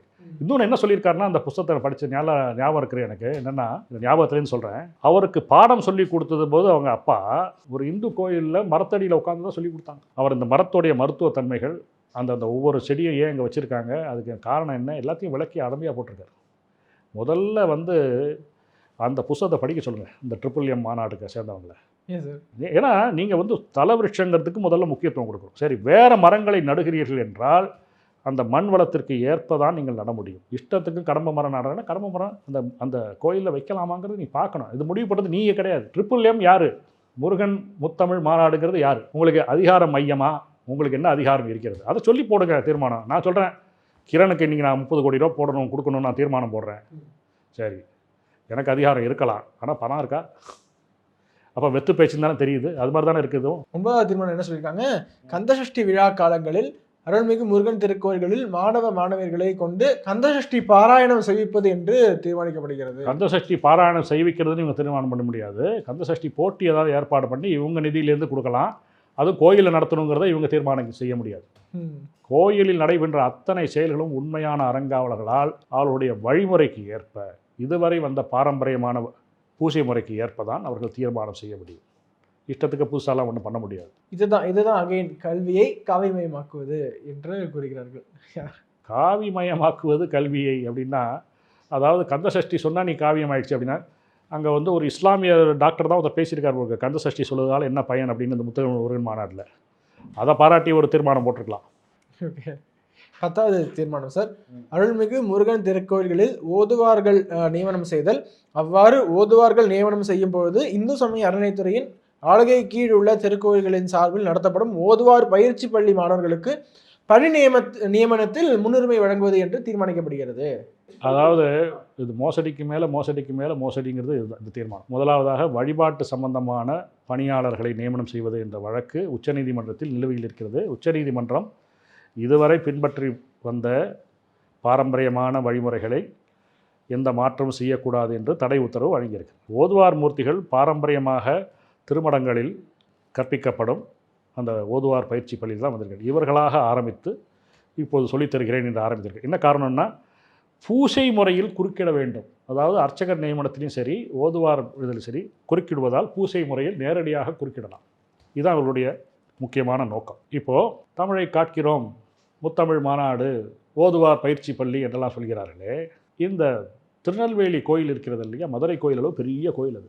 அந்த திருநெல்வேலி கோயிலில் 1947 4 ஓதுவார்கள் இருந்தார். கடந்த பல வருடங்களாக ஒரு ஓதுவார் கூட நியமனம் செய்யும். இதுதான் இவர்கள் தமிழை காக்கின்ற லட்சணம், தேவார திருமறையை காக்கின்ற லட்சணம். இப்போது ஹூ கேன் அப்பாயிண்ட் அப்படிங்கிறத வந்து சென்னை உயர்நீதிமன்றத்தின் தீர்ப்பு அருமையாக சொல்லியிருக்கிறது. அறங்காவலர்கள் மட்டுமே நியமனம் செய்யலாம் என்று. அறங்காவலர்கள் நியமனம் செய்யலாம், அறநிலைத்துறை செய்யக்கூடாது என்றும் சொல்லியிருக்கிறது. ஹெச்ஆர்என்சி ஷுட் நாட் அப்பாயிண்ட்னு சொல்லியிருக்கு. இப்போது ஹெச்ஆர்என்சி டிபார்ட்மெண்ட்டே அப்பாயிண்ட் பண்ண முடியாதுன்னு சொன்னால் முத்தமிழ் முருகன் மாநாடு எப்படி அப்பாயிண்ட் பண்ண முடியும், எப்படி முன்னுரிமை கொடுக்க முடியும்? எவ்வளோ பெரிய ஏமாற்று வேலை இந்த தீர்மானம். நான் செய்ய முடியாத ஒன்றை செய்வேன்னு சொன்னாக்க ஊரை ஏமாத்துற வேலை தானே அது. யார் அந்த முத்தமிழ் முருகன் மாநாடு, யார் தீர்மானம் போட்டா? அதை சொல்லுங்கள், பேரை சொல்லுங்கள். நம்ம ஏன்னா நேராக கண்டெம்ட் கொண்டு போயிடலாம் உச்சநீதிமன்றத்தில். அதில் முன்னுரிமை வழங்கப்படும்ங்கிறாங்க ஓதுவார் நியமனத்தில் இவங்க. ஆமாம் சார், நீங்கள் என்ன சொல்கிறீங்க? இப்போ எங்கள் ஸ்கூலில் படிச்சிங்கன்னா நீங்கள் வந்து ஃபெயில் ஆனால் கூட உங்களுக்கு அடுத்த கிளாஸில் போட்டுடுவேன் அப்படின்னு சொல்கிற மாதிரி இருக்காது. நாங்கள் நடத்துகிற காலேஜில் உங்களுக்கு ஆமாம் படிப்பு, நான் வந்து இந்த காலேஜில் எனக்கு இன்ஃப்ளூயன்ஸ் இருக்குது, நீங்கள் பாஸ் பண்ணாட்டி பரவாயில்ல அங்கே போட்டுடுறேன் அப்படின்னு சொல்கிற மாதிரி இருக்குது. அடுத்தாக 11வது தீர்மானம். தேனூர் வரகவி சொக்கலிங்கனார் எழுதிய தேய்தொண்டர் புராணம் என்ற நூலை தெளிவுரையுடன் கூடிய பதிப்பாக முதல் முறையாக வெளியிடுவது என்று தீர்மானிக்கப்படுகிறது. இது முருகன் அடியார்கள் புஸ்தகம் ஏற்கனவே வந்துருச்சு. நம்ம கிரி ட்ரேடிங் கம்பெனியில் போட்டிருக்காங்க. முதல்ல இவங்களோட யோகியதையை பாருங்கள். முத்தமிழ் அப்படின்னு முருகன் மாநாடுன்னு வச்சுருக்காங்க. அதாவது முத்தமிழை முன்னிறுத்தி இவர்கள் சொல்கின்ற மாநாடு. முருகப்பெருமானை பற்றி சொல்லும்போது அருணகிரிநாதர் சொல்கிறார், மொய்தார் அணிகுழல் வள்ளியை வேட்டவன். அதாவது வள்ளி அம்மையாருடைய தந்தையார் அந்த வேட்டுவ குல தலைவர் நம்பிராஜன். அவர் வேள்வி செய்து தன் மகளை முருகனுக்கு கொடுக்கின்றார். முருகன் ஆசைப்பட்டு திருமணம் செய்து கொள்கிறார். அதான் மொய்தார் அணிகுழல் வள்ளியை வேட்டவன், முத்தமிழால் அங்கு வைதாரையும் வாழ வைப்பான். நீ வந்து திட்டினா கூட முருகன் வாழ வைப்பான். ஆனால் எப்படி திட்டணும்? முத்தமிழால் வைய வேண்டும், முத்தமிழில் திட்ட வேண்டும், இலக்கண சுத்தமாக திட்டணும். நீ கிராமர் மிஸ்டேக்லாம் பண்ணிவிட்டு நீ பாராட்டினாலும் கேட்க மாட்டான் முருகன். அதே சமயம் நீ முத்தமிழில் சுத்தமான தமிழில் திட்டினாலும் வாழ வைப்பான், அங்கு அப்பொழுதே வாழ வைப்பான். இதுதான் கந்தரவங்காத்தில் இருக்கிற பாடல். மொய்தார் அணிகுழல் வள்ளியை வேட்டவன், முத்தமிழால் அங்கு வைதாரையும் வாழ வைப்பான். வெய்ய வாரணம் போல் கைதான் 20 உடையான் தலைபத்தும் கத்தரிக்க எய்தான் மருகா உமையால் பயந்த இளஞ்சியமே அப்படின்னு பாடுறார். அப்போது இந்த சேய் தொண்டர்னு எழுதுறோம். சேய் போட்டு இத்து போடணும், ஒற்று வரணும். செய்தொண்டர் அப்படின்னு எழுதியிருக்காங்க. அப்போது ஒரு 8ஆம் கிளாஸ் படித்த பாஸ் பண்ண தமிழ் மாணவனுக்கு இருக்கக்கூடிய அறிவில்லாத ஒரு ஆள் தான், அந்த மாணவனுக்கு இருக்கக்கூடிய அறிவு கூட இல்லாத ஒரு ஆள் தான் இதை எழுதியிருக்கான்னு தெரியுது. இது எழுதியிருக்காரா, ப்ரூஃப் பார்த்துருக்காரா நம்ம பார்க்கணும். செய்தொண்டர்னு ஒன்றும் கிடையாது. செய்னா குழந்தை, தொண்டர்னு எழுதும்போது இத்து வரணும். செய்தொண்டர் புராணம்னு வரும். இந்த இத்து கூட போட தெரியாதவன் எப்படி தெளிவுரையோட பதிப்பிக்க போகிறான்னு எனக்கு புரியல. சரி, இது கொண்டு வாங்க. இதுக்கான காசை நீங்கள் முத்தமிழ் முருகன் மாநாடுலேருந்து எடுங்க, ஒழுங்காக தமிழ் தெரிஞ்சவர்கிட்ட கொடுத்து இதை பப்ளிஷ் பண்ண சொல்லுங்கள். அடுத்த 12வது தீர்மானம் சார். முருகப்பெருமானின் பெருமைகள் மற்றும் இலக்கியங்கள் குறித்து இந்து சமய அறநிலைத்துறையின் ஆளுகையின் கீழ் உள்ள திருக்கோயில்களின் சார்பில் நடத்தப்படும் கல்லூரிகளில் சிறப்பு ஆன்மீக பாடப்பிரிவுகளை ஏற்படுத்த அரசுக்கு பரிந்துரைக்கலாம் என்று தீர்மானிக்கப்படுகிறது. அரசுக்கு பரிந்துரைக்கலாம் என்று தீர்மானிக்கப்படுகிறது என்று எவ்வளோ ஸ்ட்ராங்கான ரெசல்யூஷன். சரி, போயிட்டு போகுது. நான் ஏற்கனவே சொன்னது மாதிரி இது சட்டம். நீ ஏற்கனவே பாடம் வைக்கலன்னா இந்த கல்வியில் மூடு அப்படின்னு சொல்லியிருக்கு உயர்நீதிமன்றம். இந்து சமயம் சம்பந்தமாக பாடம் இல்லை என்றால் அந்த கல்லூரியை பள்ளிக்கூடத்தை நீங்கள் மூட வேண்டும். அதே சமயம் ஒரு விஷயத்தை நான் சொல்ல விரும்புகிறேன். இந்து சமயத்தை ஆளுகைக்கு உட்பட்ட கோயில்கள்னு சொல்கிறாங்களே, இப்போ நீங்கள் வந்து முருகன் கோயிலை எடுத்துக்கோங்க, எந்த கோயில் வேணால் சொல்லுங்கள். பழனி கோயிலில் அங்கே செயலலுவலர் இருப்பது செல்லாது என்று தீர்ப்பு வாங்கியிருக்கேன். எப்போ வாங்கியிருக்கேன்? 2020 தீர்ப்பு வாங்கியிருக்கேன். வெக்கமே இல்லாமல், கொஞ்சம் கூட மான வெக்கம் ரோஷம் இல்லாமல் இன்னும் தொடர்ந்து அங்கே செயலலுவலர் ஒருத்தர் பணி வைக்கிறார். அவர் பணிபுரிந்து பாவம். ஏன்னா அந்த கமிஷனர் சொல்கிறாரு, கவர்மெண்ட் சொல்லுதுன்னு அவங்க இருக்கார். ஆனால் அது செல்லாதுன்னு சொல்லியாச்சு. நீதிமன்றம் சொன்னதை கேட்கவில்லை என்றால் அவர்களுக்கு வெட்கமில்லை என்று தான் அர்த்தம். இந்த செயலலுவலர் நியமனம் இங்கே செல்லாது என்று நீதிமன்றம் சொல்லிவிட்டது. அதை எதிர்த்து மேல்முறையீடு செய்தார்கள். மேல்முறையீடில் அவர்கள் கேட்டது கிடைக்கவில்லை, தோல்வியுற்றுவிட்டார். வெளில போக வேண்டியதானே? நீதிமன்ற உத்தரவுக்கு விரோதமாக இன்னும் அங்கே ஒருவர் இருக்கிறார். அவர் பாவம், அவர் வாங்குகிற சம்பளத்துக்கு வேலை செய்கிறார். ஆனால் செயலலுவலர் நியமனம் திருச்செந்தூரில் அதுவும் மோசடியாக இருக்கிறது. 5 வருஷத்துக்கு மேலே ஆயிடுச்சு, செல்லாது. திருத்தணியில் உத்தரவே காணும். திருப்பரங்குன்றத்தில் பொய் சொல்லி ஒரு உத்தரவு போட்டாங்க. அதாவது மதுரை கோயிலில் உபகோயிலாக இருந்தது, அதை பிரித்து தனியாக கொண்டு வரும்போது மதுரை கோயில் ஈயோவால் நாங்கள் சமாளிக்க முடியல, அதனால் நாங்கள் தனி கோயிலாக கொண்டு வரோம் அப்படின்னு சொன்னாங்க. மதுரை கோயிலில் ஈயோ இல்லைன்னு கோர்ட்டில் சொல்லியிருக்கணும்ல. மதுரை கோயிலில் ஈயோ போட்டோம், இதே நீதிமன்றம் 2 நீதிபதிகள் அது செல்லாதுன்னு 1951 டிசம்பர் மாதம் 13ஆம் தேதி அடிச்சிட்டாங்க. நாங்கள் மோசடி பண்ணியிருக்கோம், இந்த மோசடி பண்ணியிருக்கிற செயலர்களால் இந்த 2 கோயிலையும் சமாளிக்க முடியல அப்படி சொல்லியிருந்தா யோகியா சொல்லலை. திருப்பரங்குன்றத்தில் இருப்பதும் மோசடியானது. சுவாமி மலையில் உத்தரவு நகலே இல்லை. நான் போட்டிருக்கேன் வழக்கு. 47 கோயில்களில் செயலலுவலர் நியமன உத்தரவு இல்லாமல் மோசடியாக பணிபுரிகிறார்கள் என்று. சுவாமி மலையில் அதில் ஒரு கோயில், அதை காட்ட முடியல உங்களால். மருதமலை ஒரு கோயில், அங்கேயும் உத்தரவே கிடையாது. அப்புறம் என்ன ஆளுகைக்கு, இந்து சமய ஆலயத்துறை ஆளுகைக்கு உட்பட்ட, இந்து சமய ஆலயத்தின் மோசடிக்கு உட்பட்டன்னு சொல்லிட்டு போ. அதுதானே சரியாக இருக்கும். ஒரு ஆர்டரை காட்ட துப்பு இல்லை. மோசடி செய்து கொண்டு ஒரு அரசு அதிகாரி அங்கே இருக்கலாமா? அது ஈஓக்கே தெரியாது. தான் மோசடியாக நியமிக்கப்பட்டிருக்கிறோம் என்று அவருக்கே தெரியாது. காரணம், இந்த கமிஷனர், இந்த செக்ரட்டரி, இந்த அரசாங்க உயர் அதிகாரிகள் திரும்ப திரும்ப ஆளுகைக்கு உட்பட்ட 47 கோயிலில் ஒரு கோயில் ஆர்டர் கூட காட்ட முடியல. 70 கோயில் போட்டிருக்கேன். கபாலி கோயிலேருந்து திருவண்ணாமலை கோயிலேருந்து போட்டிருக்கேன். அதையும் காட்ட முடியல. அப்புறம் என்ன ஆளுகைக்கு உட்பட்ட? வடபழனி கோயிலில் உத்தரவு இல்லை, பழமுதி கோயிலில் உத்தரவு இல்லை. அப்போது மோசடியாக இருந்து கொண்டு எங்கள் ஆளுகைக்கு உட்பட்டேன்னு சொல்கிறதுக்கு நான் கூச வேண்டாம். என்ன துறை சார் இது? சாதாரணமாகவே நம்ம சுத்தமாக இருக்கணும்னு எதிர்பார்ப்போம். கோயில் விஷயம்னா நம்ம அதிக சுத்தமாக இருக்கும். பழனிக்கு போகிறோன்னா நம்ம வீட்டில் சுத்தபத்தமாக பார்த்துட்டு தான் அப்புறம் தான் போவோம். இஷ்டத்துக்கும் போக மாட்டோம். அதே மாதிரி கோயில்களை நிர்வாகம் செய்கின்ற அறநிலைத்துறை எவ்வளோ சுத்தமாக இருக்க வேண்டும், எவ்வளோ யோக்கியர்களாக இருக்க வேண்டும். இது இல்லையே. மோசடியாக செய்கிறவர்கள் நம்ம சுத்தமாக இருப்போம்னு சொல்ல முடியுமா? மோசடியாக செய்வர்கள் மோசடி தானே செய்வார்கள் கோயிலில். 13வது தீர்மானம் சார், வெளிநாட்டில் வாழும் முருக பக்தர்கள் தமிழ்நாட்டிற்கு வருகை தரும்போது அவர்களுக்கு அறுபடை வீடு திருக்கோயிலுக்கு செல்ல சிறப்பு ஏற்பாடுகள் செய்து தருவது என்று தீர்மானிக்கப்படுகிறது. சிறப்பு ஏற்பாடுகள்னால் என்னன்னு தெரியல எனக்கு. அதாவது அவங்கள தனியாக அவங்க கூட்டு போய் காமிக்க போகிறேன் அப்படின்னு சொல்கிறாங்களா தெரியல. அதை செய்யக்கூடியது முத்தமிழ் முருகன் மாநாடு பணத்தை வச்சு செய்ய போகிறாங்களா அதுவும் தெரியல. ஆனால் இந்த சிறப்பு ஏற்பாடு என்று சொல்லி அவர்களுக்கு கோயில் தரிசனத்தில் முன்னுரிமை கொடுப்பேன் என்று சொன்னால் அது சட்டப்படி செல்லாது. ஒரு விஷயம் நீங்கள் ஞாபகம் வச்சுக்கணும். வெளிநாட்டில் வாழக்கூடிய இந்துக்கள், தமிழர்களாலும் சரி வேறு இந்துக்களாக இருந்தாலும் சரி, நமக்கு கோயில்களில் என்ன உரிமை இருக்கிறதோ அதே அளவு உரிமை அவர்களுக்கும் உண்டு. அவர்கள் வேற்று நாட்டு குடிமகனாக இருந்தாலும் உண்டு. இதுதான் அரசியல் நிர்ணய சட்டம் சொல்கிறது. அரசியல் நிர்ணய சட்டத்தில் 25வது ஷரத்தின்படி நீங்கள் வேற்று நாட்டு குடிமகன், நீங்கள் யூகே சிட்டிசன், யூஎஸ் சிட்டிசன் அப்படி இருந்தால் கூட இங்கே கோயிலில் உங்கள் உரிமை பாதிக்கப்படாது. அதே சமயம் வெளிநாட்டவர் என்பதற்காக நீங்கள் க்யூவில் முன்னாடி போகலாம், மற்றவங்கெல்லாம் காத்திருக்க வேண்டும் என்று சொல்வதும் முடியாது. அதனால் இதை விளக்கமாக சொல்ல வேண்டும். MMM இவங்க என்ன ஏற்பாடு பண்ண போகிறாங்கங்கிறதையும் சொல்லணும். அதே தான் 14வது தீர்மானத்தை சொல்லியிருக்காங்க. வெளிநாட்டில் வாழும் முருக பக்தர்கள் தமிழ்நாட்டிற்கு வருகை தரும்போது அவர்களுக்கு திருவிழா மற்றும் சிறப்பு காலங்களில் வழிபாட்டிற்கு உதவி செய்யும் வகையில் கைபேசி செயலி மூலம், மொபைல் ஆப் மூலம் வழிபாட்டு வசதிகள் மற்றும் செய்து தருவது என்று தீர்மானிக்கப்படுகிறது. அப்போது ஃபாரினர்ஸுக்கு மட்டும் வேலை செய்கிற சில ஆப்லாம் இருக்குது போல இருக்குது. நம்ம பொதுவாக ஆண்ட்ராய்டு ஃபோனு, ஐஃபோனு இதெல்லாம் வச்சுருப்போம். இதுக்குன்னு ஆண்ட்ராய்டுக்குன்னு சில செயலிகள் இருக்கும், ஐஃபோனுக்குன்னு சில செயலிகள்லாம் இருக்கும். இதை உலகத்தில் யார் வேணால் எங்கே வேணால் உபயோகப்படுத்தலாம். இது முத்தமிழ் முருகன் மாநாடு ஒரு விஞ்ஞானபூர்வமான மாநாடுன்னு நினைக்கிறேன். அவங்க பயங்கரமான ஆப்பெல்லாம் கண்டுபிடிக்க போகிறாங்க. ஃபாரினர்ஸுக்கு மட்டும் வேலை செய்கிற ஆப்பெல்லாம் கண்டுபிடிக்க போகிறாங்க. ரொம்ப ஜாக்கிரதையாக கவனிப்போம். அது முடியுமா இந்த மாதிரி?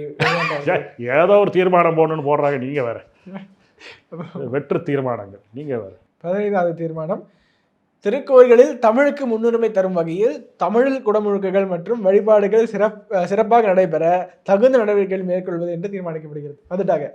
வந்துட்டாங்க. அதாவது இதுவும் உச்சநீதிமன்றத்தில் இருக்கக்கூடிய விஷயம். நீங்கள் இஷ்டத்துக்கும் நான் கும்பாபிஷேகம் நடத்துகிறேன், இது நடத்துகிறேன், தமிழில் நடத்துவேன் அப்படின்னு. இப்போது மாண்புமிகு ஐயா ஓய்வு பெற்று விட்டார் கிருபாகரன் ஐயா அவர்கள் நீதிபதியாக இருந்தபோது கூட வேறு ஒரு நீதிபதியுடன் சேர்ந்து ஒரு தீர்ப்பை வெளியிட்டார். அந்த தீர்ப்பு எப்போ வந்ததுன்னு பார்த்தீங்கன்னா, அவர் ரிட்டையர் ஆகி ரொம்ப நாள் கழிச்சு தான் பப்ளிஷ் ஆகுது. அவர் எப்போ கையெழுத்து போட்டார் என்னெல்லாம் தெரியல. தமிழில் கும்பாபிஷேகம் செய்தால் என்ன தவறு, ஏன் செய்யக்கூடாது அப்படி சொல்லி தேவாரத்தெல்லாம் போட்டு இதெல்லாம் போட்டு சட்டப்பூர்வமாக எப்படி செய்யலாங்கிறது அதில் அந்த தீர்ப்பில் நான் தேடிய வரைக்கும் இல்லை.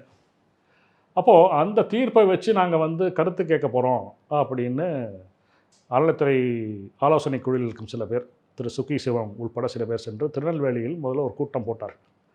அந்த கூட்டத்துக்கு அழைத்து வர வேண்டும் பல பேரை என்று அறநிலைத்துறை அதிகாரிகளுக்கு உத்தரவிடப்பட்டது.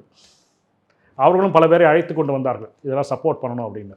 ஆனால் அங்கே பார்த்தீங்கன்னா பொதுமக்கள், இந்து சமயத்தைச் சேர்ந்த உண்மையான பக்தர்கள்லாம் இந்த தீர்மானத்திற்கு எதிராக கோஷம் எழுப்பி சத்தம் போட்டு சுக்கீசிமா அவர்களை பேச விடாமல் செய்து அந்த கருத்து கேட்பு கூட்டங்கிறது அன்னையோடு முடிஞ்சு போச்சு. இது பத்திரிகைகளெலாம் பெரிய செய்தியாக வந்தது. இன்றைக்கும் போய் யூடியூப்பில் பார்த்தீங்கன்னா அதெல்லாம் பார்க்கலாம். தமிழில் வழிபாடு செய்யப்படும் அப்படிங்கிறது, தமிழுக்கு முன்னுரிமை கொடுக்கணுங்கிறது இல்லாத வழக்கம் ஒன்றும் கிடையாது. தமிழோடு இசைப்பாடல் மறந்தறியேன் அப்படின்னு திருநாவுக்கரசு நாயனார் முதல் தேவாரத்தில் சொல்லியிருக்கிறார். தேவாரம் முதலாக பாடப்பட்ட பதிகத்தில் சொல்லியிருக்கிறார். சலம் பூவோடு தூபம் மறந்தறியேன், தமிழோடு இசைப்பாடல் மறந்தறியேன். அப்போ சலம் அப்படிங்கிறது ஜலம்ங்கிற சம்ஸ்கிருத வார்த்தை, பூ தமிழ் வார்த்தை, தூபம் சம்ஸ்கிருத வார்த்தை. அப்போது தமிழும் சம்ஸ்கிருதமும் இயைந்து தான் வரும். ஆனால் மந்திரங்கள் தமிழில் கிடையாது. மந்திரங்கள், வேத மந்திரங்கள் எல்லாம் அந்த மொழியில் தான் இருக்கின்றன, வேத மொழியில் தான் இருக்கின்றன. தமிழில் மந்திரங்கள் கிடையாது. தமிழில் தோத்திரங்கள் மிக அதிகம் இருக்குது. தோத்திரங்களை வைத்துக்கொண்டு நீங்கள் பூஜை செய்ய முடியாது. பூஜையிலே பாடலாம், வழிபடலாம், ஆனால் சடங்குகளை செய்ய முடியாது. இது பலமுறை நான் தஞ்சாவூர் கோயிலில் வந்து தமிழில் செய்ய போகிறோம் என்று பெரிதாக போட்டு ஒரு மீனவர் வந்து ஒரு வழக்கு தொடுத்தார். அந்த வழக்கு தொடுக்கும்போது என்னுடைய வழக்கறிஞர் யானை ராஜேந்திரன் தான் பேசினார். அதில் பேசும்போது என்ன சொன்னார்னா, இந்த மீனவர் இந்த கோயிலை பற்றி ஒன்றுமே தெரியாதவர், இவர் ஒரு கிறிஸ்துவர், காவிரி கரையில் இருக்கின்ற தஞ்சாவூர் பெரிய கோயில் என்று பேசுகிறார். இதிலிருந்தே அவர் கோயில் பக்கமே போகவில்லை என்று தெரிகிறது. ஆனால் ராஜராஜ சோழன் தன்னுடைய கல்வெட்டிலேயே இது மகுடாகமத்தில் இந்த கோயிலை நான் நிர்மாணம் செய்திருக்கிறேன், மகுடாகமத்தில் சாயிகா பதத்தில் இந்த பகுதியை வைத்து நான் பண்ணியிருக்கிறேன் என்று அவர் சொல்லியிருக்கிறார். அதனால் அதில் தான் தொடர்ந்து வரணும் அப்படின்னு பேசி அந்த அந்த வழக்கை எனக்கு வெற்றி பெற்று கொடுத்தார். கோயிலில் என்ன வழக்கமோ அதுதான். இப்போ நீங்கள் வந்து தமிழ் சொல்கிறது வந்து தமிழ் புறக்கணிக்கப்படுவது போல காட்டுகிறீர்கள். ஆனால் உங்களுடைய நோக்கம் சமஸ்கிருதத்தை வேரோடு களைய வேண்டும், கோயிலிருந்து சமஸ்கிருதத்தை புறக்கணிக்க வேண்டும். இதே வந்து நீங்கள் வந்து தமிழர்கள், இஸ்லாமியர்கள் தமிழர்கள் இல்லைன்னு சொல்லுவீங்களா? அவர்களும் தமிழர்கள் தானே. உருது பேசுகிற இஸ்லாமியர் வேணால் வேறு எதாக இருக்கலாம். தமிழை தாய்மொழியாக உடைய எத்தனையோ லட்சக்கணக்கான இஸ்லாமியர்கள் அவர்கள் வழிபடுகின்ற மசூதியிலோ சரி, வீட்டிலோ வழிபடுகின்ற மொழி அரபி மொழி தானே. குரான் அரபியில் தானே இருக்கிறது. அதை யாரும் தவறு சொல்ல முடியாதே, தவறு சொல்லக்கூடாதே. அப்போது தமிழ் முன்னுரிமை அளிக்கப்படும் மசூதிகளில் உங்களால் சொல்ல முடியுமா? நடப்பதே வேறு. சொல்லிவிட்டு நீங்கள் நிம்மதியாக தூங்க முடியாது, அவ்வளவு எதிர்ப்பு வரும். அப்போ தமிழை மட்டும் இழிச்ச வாயினா, இந்துக்கள் மட்டும் இழிச்ச வாயினா, தமிழ் இந்துக்கள். காசியில் ஒரு மந்திரம், இங்கு ஒரு மந்திரம், கேரளாவில் ஒரு மந்திரம், எல்லாம் ஒரே மந்திரம் தான். சம்ஸ்கிருதம் இல்லாமல் ஒன்றும் பண்ண முடியாது. இப்போ வந்து இந்த மாநாட்டில் வந்து உதயநிதி பேசியிருக்கிறார். அவர் பேரே சம்ஸ்கிருதம் தானே, உதயநிதி. எழுச்செல்வன்னு பேர் வச்சுருக்காரா? இல்லையே. நீங்கள் ஓட்டு கேட்குறதே சம்ஸ்கிருதத்தில் தானே. முன்னுரிமை கொடுக்கலாமே தமிழுக்கு. எழு ஞாயிறு சின்னத்திற்கு வாக்களியுங்கள் அப்படின்னு அடுத்த 2026 தேர்தலில் சொல்லுங்கள். இப்போயே 2 வருஷம் இருக்குது, இப்போயே ஆரம்பிச்சிருங்க. எழு ஞாயிறுன்னு எல்லா இடத்துலையும் போட ஆரம்பிச்சிருங்க. ஓட்டு சதவீதம் குறையாது. நான் சொல்கிறேன், நீங்கள் தான் வெற்றி கட்சியாச்சு. எழு ஞாயிறு சின்னத்திற்கு வாக்களியுங்கள். உதய சூரியன் சொல்லக்கூடாது, உதய சூரியன் 2 சம்ஸ்கிருதம். அதுக்கு அங்கே கொடுங்களேன் தமிழுக்கு முன்னுரிமை. நீங்கள் நம்பாத கோயிலில், நம்பாத இறைவன் இருக்கின்ற இடத்துல வந்து முன்னுரிமை. இப்போ உதயநிதி பேசினார் முத்தமிழ் முருகன் மாநாட்டில் 3 நிமிடம் 21 வினாடி போட்டிருக்காங்க. அதுதான் முழு பேச்சு நான் நினைக்கிறேன். முருகனை பற்றி ஒன்றுமே இல்லை அதில். இந்து சமய அறநிலையத்துறை அண்ணா சேகர் பாபு அப்படி தான் இருக்குது. முதல்வர் பேசினார், முருகனை போற்றி ஒரு 2 நிமிஷம் பேசினாரா? இல்லையே. மாநாட்டை தொடங்கி வைப்பவர்கள் மாநாட்டு அது என்ன நோக்கமோ அதை தானே பேச வேண்டும், அந்த பொருளிலே தானே பேச வேண்டும். சப்ஜெக்டை விட்டு வேறு ஏதோ பேசினாக்க என்ன அர்த்தம்? திராவிட மாடல் அரசை எல்லோரும் பாராட்டுகிறேன், நல்லது, பாராட்டட்டும். அதுக்கு உங்கள் கட்சி மாநாட்டில் நீங்கள் பேசிட்டு போகலாமே. முருகன் முத்தமிழ் மாநாட்டில் முத்தமிழை பற்றியும் முருகனை பற்றியும் பேசணும். ரெண்டுமே இல்லை. அதனால் முன்னுரிமை கொடுப்பேங்கிறது முதல்ல நீங்கள் உங்கள் கட்சியில் முன்னுரிமை கொடுங்க. எங்கள் கோயிலில் என்ன மொழி நாங்கள் பார்த்துக்குறோம். 16வது தீர்மானம் சார். அடுத்ததாக முத்தமிழ் முருகன் மாநாட்டில் நிலைத்த அடையாளமாக முத்தமிழ் முருகன் ஆய்வு மையம் அமைக்க அரசுக்கு பரிந்துரைக்கலாம் என்று தீர்மானிக்கப்படுகிறது. அதெல்லாம் உங்கள் முத்தமிழ் முருகன் மாநாடு ஆய்வு மையம். அந்த ஆய்வு மையத்துக்கு யார் பணம் கொடுப்பா, அதை நடத்துபவர் யார், அதன் செயல்பாடுகள் என்ன, அதெல்லாமே சொல்லணும். முருகன் முத்தமிழ் மாநாட்டில் எக்கச்சக்கமாக பணம் வந்திருக்குன்னு தெரியுது. அதனால தான் இந்த மாதிரிலாம் தீர்மானம் போடுறாங்க. இல்லைன்னா போட மாட்டாங்க, தைரியமாக எல்லாம் இவ்வளோ போட மாட்டாங்க. ஆய்வு மையம்னு ஒன்று அமைக்கணும்னு வச்சுங்க, ஒரு 5 கோடியாவது வேண்டாமா? பல பேர் அறிஞர்களை போடணும், அவங்களுக்கு மாதம் சம்பளம் கொடுக்கணும், கட்டணம் வேணும், பராமரிப்பு வேணும். ஸோ நிறைய பணம் வச்சுருக்காங்க. அதெல்லாம் அந்த பண விவரங்கள் எல்லாம் கொடுப்பான்னு எதிர்பார்ப்போம். 17வது தீர்மானமாக கல் தோன்றி மண் தோன்றா காலத்து முன்தோன்றிய மூத்த குடியாம் தமிழ் குடியின் மருத்துவமாம் சித்த மருத்துவத்தை இனிவரும் காலங்களில் தமிழர் சித்த மருத்துவம் என்று அழைத்திட அரசுக்கு பரிந்துரைக்கலாம் என்று தீர்மானிக்கப்படுகிறது. சித்த அப்படிங்கிறது சம்ஸ்கிருத வார்த்தை. என்ன மருத்துவம் சொல்ல போகிறாங்க? தமிழர் சித்த மருத்துவமா என்று அழைக்கணுமா? அழைச்சிட்டு போங்க. அதனால் மருத்துவம் முன்னேறிடுமா? சித்தங்கிறது வார்த்தையிலேருந்தே தெரியலையா சம்ஸ்கிருதம்னு? அது எப்படி தமிழராக ஆக்க முடியும்? சித்த சுத்தி வந்து சேருமோ சேராதோன்னு கோபாலகிருஷ்ண பாரதியார் பாடுகிறார். உள்ள தூய்மை சித்த சுத்திங்கிறது. இப்போ உடல் தூய்மை, உடல் நலனுக்காக செய்யப்படுகிறது சித்த மருத்துவம். அதில் தமிழர் சித்த மருத்துவங்கிறதுனால அந்த மருத்துவம் முன்னேறி விடுமா? ஏதோ தீர்மானம் போடணும்னு போடுறாங்க. அவங்களுக்கு ஏதோ 21 தீர்மானம் போடணும்னு டார்கெட் போல இருக்குது. ஏன்னா இதை பற்றி இன்னொரு தீர்மானம் வருது. முழுசாக என்ன சொல்கிறாங்கன்னா 18வது தீர்மானம் தொன்மை சிறப்புடைய பாரம்பரியமான தமிழர் மருத்துவமே சித்த மருத்துவம். அம்மருத்துவத்தில் பிணி போக்குவதில் மணிமகுடமாக திகழ்கிற தமிழர் சித்த மருத்துவத்தை பாதுகாக்கவும் மேம்படுத்தவும் அதனை அடுத்த தலைமுறைக்கு எடுத்து சென்றிடவும் நவபாசானத்தில் போகர் சித்தரால் சிலை வடிக்கப்பெற்ற தமிழ் கடவுளான முருகப்பெருமான் வீட்டிற்கும் பழனியில் தமிழர் சித்த மருத்துவ ஆராய்ச்சி மையம் அமைத்திட அரசுக்கு பரிந்துரைக்கலாம் என்று தீர்மானிக்கப்படுகிறது. சரி, போகருங்கிறது தமிழ் சொல்லா? யோகம், போகம் இதெல்லாம் தமிழ் சொல்லே கிடையாது. இதெல்லாம் வந்து சம்ஸ்கிருத சொல். சரி, நவபாசானம்னு எழுதியிருக்கீங்களேங்க, பாசானம்னு. பாஷானம்னா சம்ஸ்கிருதம். அந்த வேதிப்பொருளை 9 வேதிப்பொருளை சேர்ந்து அந்த சிலை வைத்திருக்கிறார் என்று பரம்பரையாக சொல்லப்படுகின்ற விஷயம். அது போகர் அமைத்தார் என்று. அந்த நவபாஷானத்தின் உருவம் கல்லை விட வலிமையாக அந்த முருகப்பெருமானின் தண்டாயுதபாணியின் திருவுருவச் சிலை இருக்கிறது. இப்போது தமிழர் சித்த மையங்கிறதுக்கும் நவபாஷானத்துக்கும் என்ன இது சம்பந்தம்? ஒன்றும் புரியல எனக்கு. தமிழர் சித்த மருத்துவ மையம் ஒன்று ஆரம்பிங்க, அதெல்லாம் பண்ணுங்க. ஆனால் அதற்கு கோயிலின் விதிமுறை பின்பற்றி உபரி நிதியிலிருந்து ஆலோசனைகளும் எதிர்ப்புகளையும் நீங்கள் பெற்றுத்தான் விசாரணை நடத்தி தான் நடத்த முடியும். அதை நடத்தணும்னு சொல்லி இவங்களுக்கு அதிகாரம் கிடையாது. MMM இருக்க இந்த முத்தமிழ் முருகன் மாநாடு, அவங்களுக்கு எந்த அதிகாரமும் இதில் கிடையாது. பரிந்துரைக்கலாம் என்று, ஆலோசிக்கலாம் என்று, தீர்மானிக்கலாம் என்று ஏதாவது போடலாம், அவ்வளோதான். 19வது தீர்மானம் சார், பழனி அருள்மிகு பாலதண்டாயுதபாணி சுவாமி திருக்கோவிலில் பக்தர்களுக்கான ஒருங்கிணைந்த அடிப்படை வசதிகள் மேற்கொள்ள ஏதுவாக பெருந்திட்ட வரைவு தயாரிக்கப்பட்டு 99.98 கோடி மதிப்பீட்டில் நடைபெற்று வரும் முதற்கட்ட பணிகளையும் 158.9 கோடி மதிப்பீட்டில் நடைபெற உள்ள 2ஆம் கட்ட பணிகளையும் விரைவுபடுத்தி பக்தர்களின் பயன்பாட்டிற்கு கொண்டு வருவது என்று தீர்மானிக்கப்படுகிறது. இப்போ நான் ஒரு தீர்மானம் போட்டு அஸ்ஸாம் பகுதியிலிருந்து பாம்பே வரைக்கும் 8 வழிச்சாலை போடுவது என்று நான் தீர்மானிக்கிறேன்னு வச்சுக்கோங்க. ஏற்கனவே ஒரு திட்டம் இருக்குன்னு வச்சுக்கோங்க. அதை நான் வந்து சீக்கிரமாக பண்ணணும் அப்படின்னு நான் ஒரு தீர்மானம் போடுறேன்னு வச்சுக்கோங்க. நீங்கள் என்ன சொல்லுவீங்க? ஏய், நீ யாருடான்னு கேட்க மாட்டீங்க. இந்த தீர்மானம் போடுறதுக்கு நீ யாருடா அப்படின்னு கேட்க மாட்டீங்க. என்னை பார்த்து கேட்க மாட்டீங்க. கோயிலோட நிதியிலிருந்து எடுத்து கோயில் பக்தர்களுக்கு வசதிக்காக ஏற்பாடு செய்யப்படுகின்ற விஷயத்தில் ஏற்கனவே ஏதோ முடிவு பண்ணி யாரோ பண்ணியிருக்காங்க. அதுவே சட்டபூர்வமாக செல்லுமான்னு தெரியல. என்னுடைய வழக்கை அதில் எதிர்கொள்ளப் போகிறார்கள். அப்போது அதை சரியாக பண்ணுறோம், சீக்கிரம் பண்ணுறோம் அப்படின்னு நீ தீர்மானம் போட்டால் நீ யார்? Who are you to pass resolution in this? இதுதான் நம்ம கேட்கணும். இவங்களுக்கு சுத்தமாக அதிகாரம் இல்லாத முத்தமிழ் முருகன் மாநாடு 258 கோடி செலவு செய்கிறத பற்றி அவங்க முடிவெடுக்க முடியுமா? இல்லை பணம் தான் கொடுக்க முடியுமா? இது என்னென்னு தெரியல. அறநிலைத்துறை நடத்துதா? அறநிலைத்துறை சார்பில் முத்தமிழ் முருகன் மாநாடு நடத்தப்படுதுன்னு முதலமைச்சர் சொல்கிறாரு, உதயநிதி சொல்கிறார். இதே அவர் சொன்னதை இல்லை என்று இவர்கள் மறுப்பார்களா? அறநிலைத்துறை ஒரு மாநாட்டினை, ஒரு இறை சம்பந்தமான மாநாட்டினை நடத்த முடியுமா? சட்டத்தில் இடம் இருக்கிறதா? இந்த கேள்விக்கு இணையான கேள்விதான் முத்தமிழ் முருகன் மாநாட்டில் 258 கோடி ரூபாய்க்கு அங்கே திருப்பணிகள் செய்யப்படும், பக்தர் வசதிகள் செய்யப்படும் என்று இவர்கள் தீர்மானம் போட முடியுமா? ஹெச்ஆர்என்சி லோகோவோட தான் சார் போட்டிருக்காங்க. ஹெச்ஆர்என்சி போட்டிருக்காங்க, ஆனால் முத்தமிழ் முருகன் மாநாட்டு தீர்மானங்கள் என்று போட்டிருக்கிறார்கள். ஹெச்ஆர்என்சி உதயநிதி அவர்களுடைய பேச்சை கூட போட்டிருக்கிறார்கள். அதுக்காக உதயநிதி அவர் ஹெச்ஆர்என்சி கீழே வரான்னு சொல்ல முடியுமா? நீங்கள் முதலமைச்சரோட உரையை கூட தான் போட்டிருக்காங்க. அப்போது அவர் வந்து அறநிலைத்துறையில் அமைச்சர் சொல்ல முடியுமா? இல்லையே. மாநாட்டை தொடங்கி வைத்தவர் என்ற முறையில் முதலமைச்சருடைய இதை போட்டிருக்காங்க. இது மாநாட்டோட தீர்மானம் தானே. இது ஹெச்ஆர்என்சி தீர்மானம் இல்லைல்ல.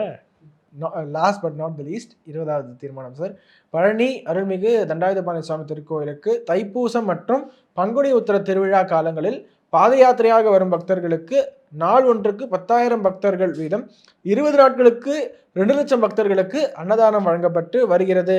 இத்திட்டத்தை மேலும் விரிவுபடுத்தி ஒரு நாளுக்கு 20,000 பக்தர்கள் வீதம் 20 நாட்களுக்கு 4 லட்சம் பக்தர்களுக்கு அன்னதானம் செய்வது என்று தீர்மானிக்கப்படுகிறது. அடி சக்க சூப்பர் சார். அப்போது ஒரு நாளைக்கு எவ்வளோ பேர் கொடுக்குறாங்க? நாள் ஒன்றுக்கு 20,000 பக்தர்கள். அப்போ இன்னொரு 20,000 கொடுக்க போகிறாங்க முத்தமிழ் மாநாடு சேர்ந்த அந்த பணத்துலேருந்து. அதானே அர்த்தம் அதுக்கு?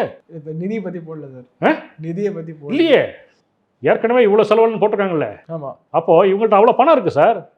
இவங்க தீர்மானிக்கிறாங்கன்னு என்ன அர்த்தம்? யோ, நீங்கள் 20,000 கோயிலேருந்து கொடுக்குறீங்களே, நான் 20,000 பேர் நான் கொடுக்குறேன் அப்படிங்கிறாங்க இல்லையா?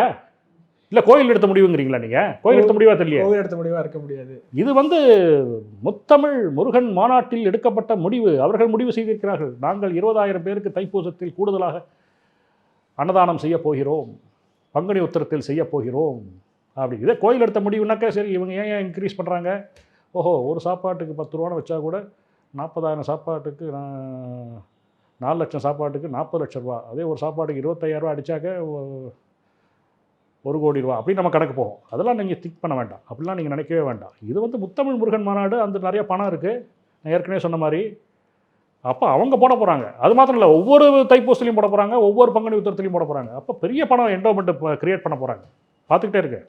இறுதியாக 21வது தீர்மானமாக அவர்களுக்கு நன்றி, இவர்களுக்கு நன்றி. எப்பா இறுதியாக அவ்வளோதான் முடிச்சிட்டாங்களா? என்ன இந்த இல்ல கடைசியாக நன்றி தெரிவித்துக் கொள்வது, பொதுமக்களுக்கு நன்றி என்று சொல்லி முடிச்சிருக்காங்க. சரி, யார் பணம் கொடுத்தாங்க அவங்க நன்றி சொல்லியிருக்காங்களா? இல்லை சார். அப்போ யார் பணம் கொடுத்தாங்க? இந்த மாநாட்டு செலவுக்கு யார் கொடுத்தாங்க? எவ்வளோ பேர் வந்திருக்காங்க? இவ்வளோ பேருக்கு சார் ஹேம்பராக கொடுத்துருக்காங்க. கிஃப்ட் ஹேம்பர் மாதிரி ஒரு பையில் போட்டு பிரசாதம், அது இது பஞ்சாமிர்தம், விபூதி, குங்குமம், வேறு ஏதோ எல்லாம் கொடுத்துருக்காங்க. இது யார் செலவு? இது கோயில் செலவுன்னு சொல்கிறாங்க. கோயில் செலவுனாக்க அதுக்கு வந்து உபரி நிதியிலேருந்து எடுத்து கொடுத்துருக்கணும். உபரி நிதிக்கான எந்த திட்டமும் வரையறுக்கப்படவில்லை, அதற்கு சட்ட விதிமுறைப்படி அனுமதி பெறப்படவில்லை. ஸோ அவங்க அது பண்ணாங்களான்னு தெரியணும். அதுக்கப்புறம் காலேஜில் நடத்தியிருக்காங்க. இந்த பழனி ஆண்டவர் கல்லூரியில், கோயிலுக்கு சொந்தமான கல்லூரியில் நடத்திருக்காங்க. அதுக்கு என்ன செலவாயிருக்கு? அது வெள்ளை அடித்தாங்களா? என்ன பண்ணாங்க? சேரெல்லாம் கொண்டு வந்தாங்களா? அதெல்லாம் யார் செலவு? கோயில் கல்லூரி ஏதாவது செலவு செய்யப்பட்டதா? கோயிலிருந்து எத்தனை பணம் செலவு செய்தார்கள்? கோயிலுக்கு நன்றி சொன்னார்களா? முருகனுக்கு நன்றி சொல்ல மாட்டார்கள், அது வேறு விஷயம். இவர்கள் முதல்வருக்கும்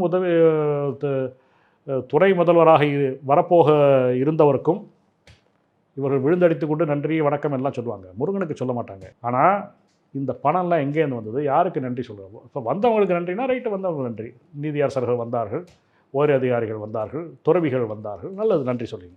ஆனால் நீங்கள் வந்து முக்கியமான ஆள் விட்டிங்களே, டோனர்ஸுக்கு நன்றியே சொல்லலையே. இதில் 1 லட்ச ரூபாய்க்கு மேலே கொடுத்தவங்க யாருன்னா சொல்லலாமே.